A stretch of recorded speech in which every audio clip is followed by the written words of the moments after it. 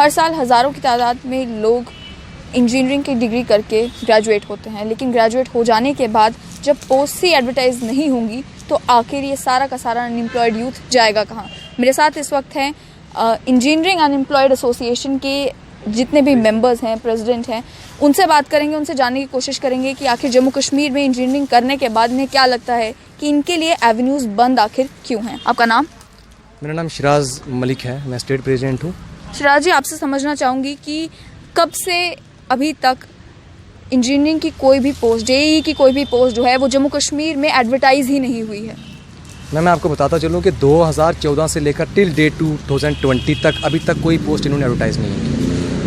When you approached SSRB or when you approached all the concerned authorities, what did they say? क्यों नहीं हुई है? They all said, ma'am हमें नहीं पता, हमें किसी भी डिपार्टमेंट में ना PSC ने एडवर्टाइज़ की, ना SSRB ने हमें सेंड की पोस्टें। जिसके पास भी जाते हैं ना, उनके पास बेसिकली बोलने के लिए कोई लफ्ज़, कोई वर्ड है ही नहीं है। वो हमें सिर्फ ये ऑप्शन देते हैं कि आप नेक्स्ट डोर पे जाओ, नेक्स्ट डोर में जाके वो वाला दरवाज़ा खटखटाओ, उनको पूछो कि पोस्टें कहाँ हैं। हम पूछते हैं कि सर, अगर आप अथॉरिटी हो, अगर आपके पास पावर है, आपसे नीचे वाला कैसे जानेगा? काम तो आपका है, आप कंफर्म करो, आप डिपार्टमेंट को लिखो, आप डिपार्टमेंट को पूछो कि 2000 से लेकर 2020 तक आपकी पोस्टें कहाँ हैं।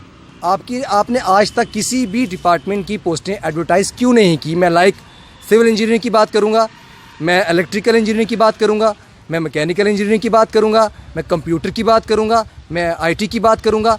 किसी भी डिपार्टमेंट की बात जो पोस्टें एडवर्टाइज़ नहीं हुई। लेकिन हाँ, एक बात बताऊँगा, इन्होंने 2019 में इलेक्ट्रिकल की 30 पोस्टें एडवर्टाइज़ की थी।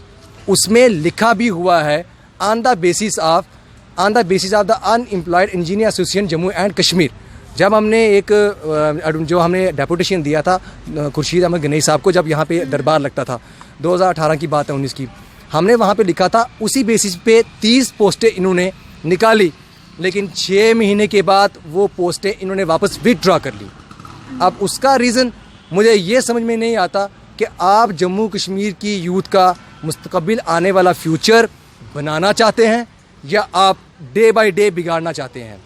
आपकी सोच क्या है? आप जम्मू कश्मीर को इकनॉमिकली वीक करना चाहते हैं, जम्मू कश्मीर की यूथ को कमज़ोर करना चाहते हैं, ताकि जम्मू कश्मीर की यूथ कमज़ोर होकर गलत रास्तों को अख्तियार करे और अपने आप को बर्बाद करे। जहाँ तक समझ चाहूँगी कि टोटल कितने इंजीनियरिंग ग्रेजुएट्स इस समय जम्मू कश्मीर में होंगे जो कि अनएम्प्लॉयड हैं? सबसे पहले मैं आपको ये बताऊँ कि हमारे जो माननीय प्रधानमंत्री जी मोदी जी हैं, एक बात उनकी तारीफ़ काबिल, में जो बात सही है, मैं झूठ नहीं बोलूँगा, वो है जम्मू कश्मीर एक पिछड़ा हुआ इलाका है, उसके फार फ्लंग एरियाज़ हैं। जैसे मेरी बात करो, मैं जम्मू कश्मीर में राजौरी डिस्ट्रिक्ट से बिलोंग करता हूँ, जो बॉर्डर एरियाज़ में पड़ता है। उन्होंने कुछ एरियाज़ के लिए उन्होंने एक प्राइम मिनिस्टर स्कॉलरशिप योजना निकाली थी, जिसके तहत उन्होंने कम से कम ऐसे मेरी तरह गरीब स्टूडेंट थे जो इंजीनियरिंग करना चाहते थे, लेकिन उनके पास कुछ सोर्स नहीं था, सोर्स ऑफ इनकम नहीं था। मोदी साहब ने कम से कम 5000 जो स्टूडेंट के लिए वो स्कॉलरशिप निकाली थी।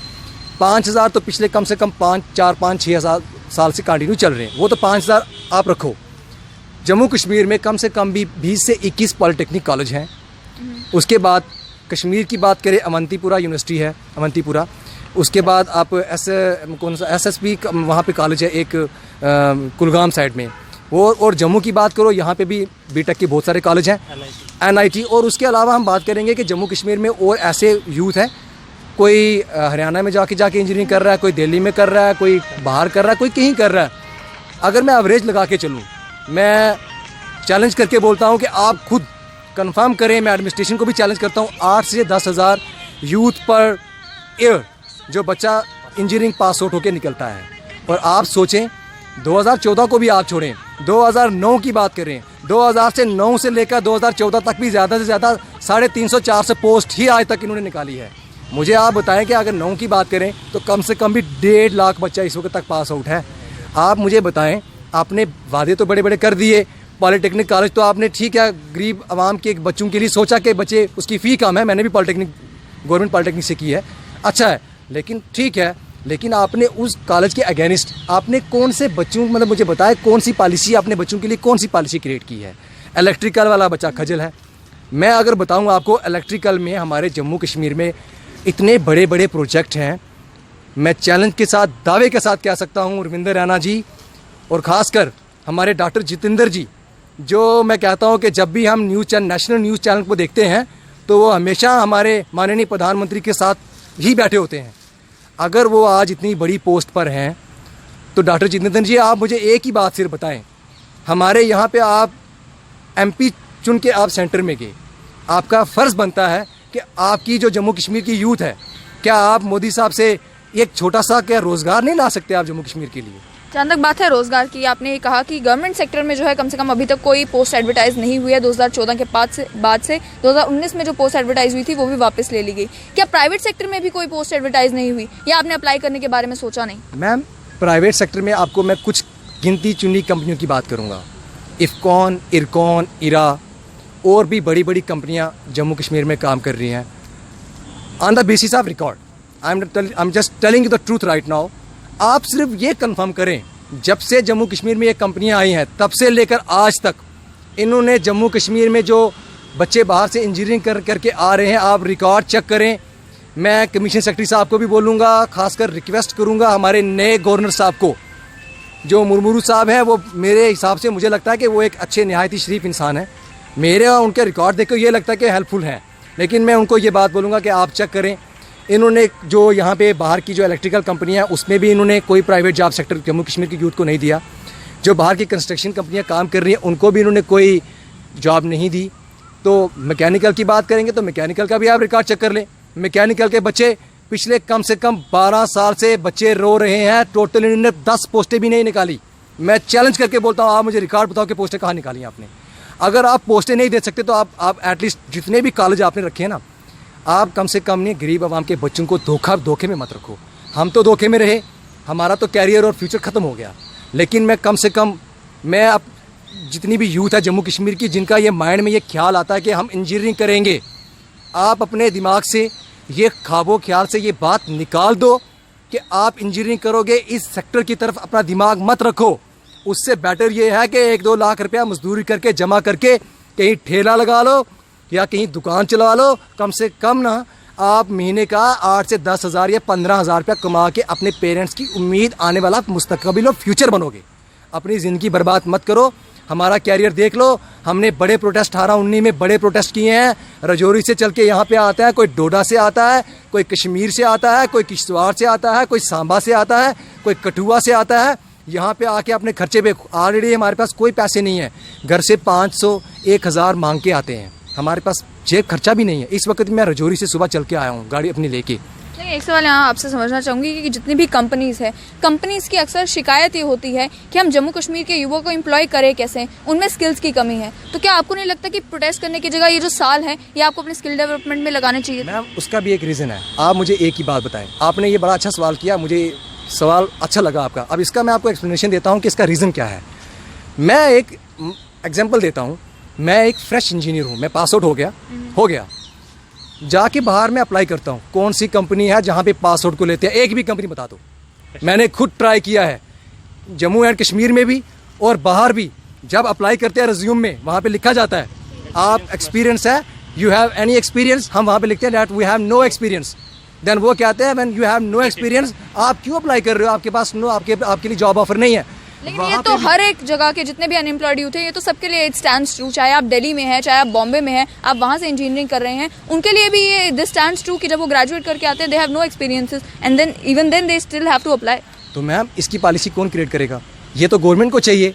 हम नहीं कहते कि आप जैसा हमें ये बात आपकी ठीक है। हमारा कहना और मानना ये है कि ठीक है, हम फ्रेशर हैं। हम नहीं कहते कि जैसा आप हमें अपॉइंट करेंगे आप हमें 20,000 रुपये सैलरी दो। एटलीस्ट 6,000, 8,000, 9,000 रुपये आप 6 महीने के लिए आप पीरियड रखो। आप एक पीरियड क्लियर करो कि 6 मंथ में हम आपको ट्रेन करेंगे। 6 मंथ के बाद आपकी जब हमें लगेगा कि आप इस काबिल हो कि आप फील्ड में काम कर सकते हो, तो हम उसके लिए रेडी हैं। जब गवर्नमेंट ये पॉलिसी बनाएगी नहीं, बड़े बड़े कंट्रैक्टर के बड़े बड़े ऑनर हैं, जो बड़ी बड़ी कंपनियों के ऑनर हैं, वो एक जिसके पास एक्सपीरियंस नहीं है इंजीनियर के पास, वो उसको हायर क्यों करेंगे? उनके पास रीज़न क्या है? आखिर तो उन्होंने मिलियंस के हिसाब से, करोड़ों अरबों के हिसाब से पैसा कंस्ट्रक्शन वर्क में लगाया होता है। तो हमारे जैसे जो फ्रेशर हैं उनको लगा के उन्होंने रोने थोड़ी तबाह करनी है। लेकिन उनको भी तो ये भी तो चाहिए ना कि फ्रेशर इंजीनियर के लिए कोई ना कोई पॉलिसी गवर्नमेंट बनाए, या गवर्नमेंट हमारे जम्मू कश्मीर में जितनी बड़ी बड़ी कंपनियां हैं उनको इंस्ट्रक्शन दे, एक ऑर्डर निकाले, लॉ बनाए कि जम्मू कश्मीर की यूथ को कम से कम 70 to 80% जॉब रिजर्वेशन हमारी जम्मू कश्मीर की ही होनी चाहिए, प्राइवेट सेक्टर हो चाहे गवर्नमेंट सेक्टर हो। इसकी बात मैं करूँगा। लिहाजा मेरा जो ये मानना है कि इस वक्त तक 2014 से लेकर आज तक ये कोई पॉलिटिकल स्टंट है या इनका कोई पर्सनल रीज़न है, ये तो एक कॉमन सा सवाल है कि 2014 से लेकर आज तक क्या डिपार्टमेंट में रिटायरमेंट्स नहीं हुई। इनका कहना ये है कि आज तक हमारे पास पोस्टें वैकेंट ही नहीं है। आरटीआई की बात करें तो जो हमारे कुविंदर गुप्ता जी हैं उन्होंने असेंबली में एक बार एक पेज राइज किया था, उसकी कापी मेरे पास फाइल में पड़ी है, वो 2015-16 की बात है। उसमें 1500 प्लस पोस्टें इंजीनियर्स की थी, वो रिकॉर्ड है मेरे पास पड़ा हुआ है, वो कुविंदर गुप्ता जी को पता है इस चीज़ के बारे में। मैंने कुविंदर गुप्ता जी के पास एक डेपुटेशन लिया था, वो अच्छे हैं, उन्होंने आवाज़ सुनी भी। अब मुझे नहीं पता कि क्या रीज़न बना, आगे उनकी आवाज़ किसी ने सुनी नहीं। अब मेरे जो अरविंदर राणा जी हैं उनके पास भी गया, जब उनके पास जाते हैं तो वो आगे से यही कहता मैं बैठा था थे, मैं यूथ लिए बैठा था। आप बैठे हो अच्छी बात है, हम आपकी सपोर्ट करते हैं, शायद मैं दरहाल से बिलोंग करता हूँ, आप कंफर्म करवा लें, हमने भी वोट बीजेपी को दिया था, बीजेपी ज्वाइन किया ओपन, इसलिए ज्वाइन तो नहीं ना की थी कि आप फ्यूचर बर्बाद कर दो जम्मू कश्मीर की यूथ का। दादा आपने बात की उन 1500 पोस्ट की जो कि उस समय थी, तो क्या कारण है कि अभी तक वो पोस्ट एडवर्टाइज नहीं हुई? जब आपने पूछने की कोशिश की तो क्या जवाब मिला? फिर वो पोस्ट जो है वो फिलअप हुई कैसे? मैम मैं आपको एक बात बताऊंगा, जब हमने एक डेपुटेशन खुर्शीद अहमद गनई साहब को दिया तो बिलीव करो कि हमारे अंदर एक होप ज़रूर जागी थी, हमारे अंदर एक होप ज़रूर जागी थी। हमने उम्मीद रखी थी इस बात की कि एटलीस्ट, क्योंकि उन्होंने ये बात कही थी, खिदमत खल्क के लिए काम करना चाहिए। मुझे खुद कहा था उन्होंने कि आपने ये बड़ा अच्छा इनिशिएटिव लिया है, बड़ा अच्छा स्टेप लिया है, मैं आपके इस स्टेप की तारीफ़ करता हूँ और इसमें आपकी पूरी सपोर्ट करूँगा। मैक्सिमम लोगों के काम हुए हैं, बिलीव करो। आज भी जब वो फाइल नंबर लिखा होता है उसके ऊपर, आज भी जब मैं उस फाइल की आरटीआई लगाता हूँ ना, उसका कोई रिप्लाई मेरे को नहीं आता है। अब ये पॉलिटिकल स्टंट है या इन्होंने बैकडोर इंट्रियाज की हैं या इनका कोई और रीज़न है, लेकिन सवाल यही बनता है कि इन्होंने बजट में इंजीनियरिंग का नाम नहीं लिया। 50,000 नौकरियां देंगे, उसमें एक बार भी इंजीनियरिंग का इन्होंने किसी भी चैप्टर में नाम नहीं लिया। अगर इंजीनियरिंग का नाम ही लिया तो भाई आप कॉलेज बंद कर दो। आप जितने बड़े बड़े वादे करते हो, खोखले वादे करते हो, आप कर क्यों रहे हो? हमारा कम से कम हमें आप एक काम करें, इनकार कर दे, ओपनली फील्ड में आके बोल दें कि भाई हमारे पास डिपार्टमेंट में पोस्टें नहीं हैं, हम नहीं निकाल सकते, कम से कम अपना रोज़गार तो ढूंढें। आप ये देखें, लड़कियां कम से कम, इनका मैक्सिमम कम से कम ज़्यादा नहीं मैं कहता तो 20 से 30% लड़कियां भी हैं इंजीनियर। उनके पेरेंट्स ने भी बड़ी मुश्किल से मैं पढ़ाया हुआ, उन्होंने एक होप लेके कि हमारी बेटियां कल इनकी शादी होगी, ये अच्छी जगह वेल सेटल होंगी, बड़े होप्स होते हैं, बड़ी उम्मीद होती हैं। हर किसी का पेरेंट्स अमीर नहीं होता। मैं अपने घर की बात करूंगा, मैं भी एक नॉर्मल फैमिली से बिलोंग करता हूँ। मेरे पेरेंट्स ने कहाँ से पैसा लाके हमें इंजीनियरिंग करवाई, क्योंकि इंजीनियरिंग है प्राइवेट कॉलेज में करेंगे, आपको भी पता है कि लाखों के हिसाब से फ़ीस जाती है। तो आज तक 6 साल से ऊपर हो गए हैं ऐसे घर में बैठे हुए हैं, तो उसका हमें आउटपुट तो कोई नज़र नहीं आ रहा है। यहाँ पे जो बाकी लड़कियाँ, इनसे भी मैं बात करने की कोशिश करूँगी। आपसे समझना चाहूँगी कि जिस समय में जो महिलाएं हैं वो इंजीनियरिंग की फील्ड कम चुनती हैं, आपने जब ये फील्ड चुनी और अब आप देख रहे हैं कि जम्मू कश्मीर में पोस्ट एडवर्टाइज नहीं हो रही, क्या आपने इस बारे में नहीं सोचा कि जम्मू कश्मीर से बाहर कहीं पर अप्लाई करते हैं, दिल्ली में कहीं और जाकर जो है प्राइवेट सेक्टर में ही अप्लाई करके देखते हैं? मैम अप्लाई मैंने किया बहुत बार मैम, हमेशा यही आगे से रिप्लाई आता है कि एक्सपीरियंस नहीं है। मैम जब तक हमें कोई कंपनी परमिट नहीं करेगी थोड़ी देर काम करने के लिए तो तब तक हमारे पास एक्सपीरियंस कहाँ से होगा। जम्मू में भी अप्लाई किया, जम्मू में जितनी भी प्राइवेट जो हमारे प्रोजेक्ट्स चल रहे हैं, जितनी बार भी अप्लाई करो, रिज्यूमे लेके जाओ, वो बोलते हैं कि गर्ल्स के, मैंने सिविल इंजीनियरिंग करी है, वो कहते हैं कि गर्ल्स के लिए तो यहाँ पे है ही नहीं, क्योंकि कंस्ट्रक्शन वर्क है, साइट वर्क है, तो गर्ल्स को तो अलाउ ही नहीं करते हैं। विमेन ना तो ये गवर्नमेंट में हमारी पोस्टेस एडवर्टाइज हो रही हैं, जबकि इतनी सारी हमारी पोस्टेस वैकेंट हैं। 2014 से लेकर टिल डेट तक हमारी कोई भी पोस्ट जो है एडवर्टाइज नहीं हुई है। तो ना तो हमारा प्राइवेट सेक्टर में कहीं पे हमारा कोई रोज़गार मिल पा रहा हमें, ना ही गवर्नमेंट में कोई पोस्टेस आ रही हैं। तो मैम आप ही बताओ कि हम लोग इस टाइम पे हम एक तरह से इस टाइम मेंटली हरास हो चुकी हैं। मैम 5 इयर्स का पीरियड बहुत ज़्यादा होता है। 5 इयर्स से मैम मैंने एमटेक की हुई है, बीटेक के बाद मैं एमटेक होल्डर हूँ, सॉइल मैकेनिक्स में मैंने एमटेक की हुई है। एमटेक करने के बावजूद भी अगर कहीं पे as a private engineering college में मैं अप्लाई करने जाती हूँ तो आगे से मैम क्या रिप्लाई आता है, सैलरी 10,000 12,000। आप बताओ 10,000, अगर मैं सांबा डिस्ट्रिक्ट हूँ, सांबा से लेकर मुझे जम्मू तक आना है 6 to 7,000 के बीच में, तो मेरा किराया लग जाएगा। पीछे जो पेंडिंग 4,000 बचा उसमें मैं क्या करूँगी?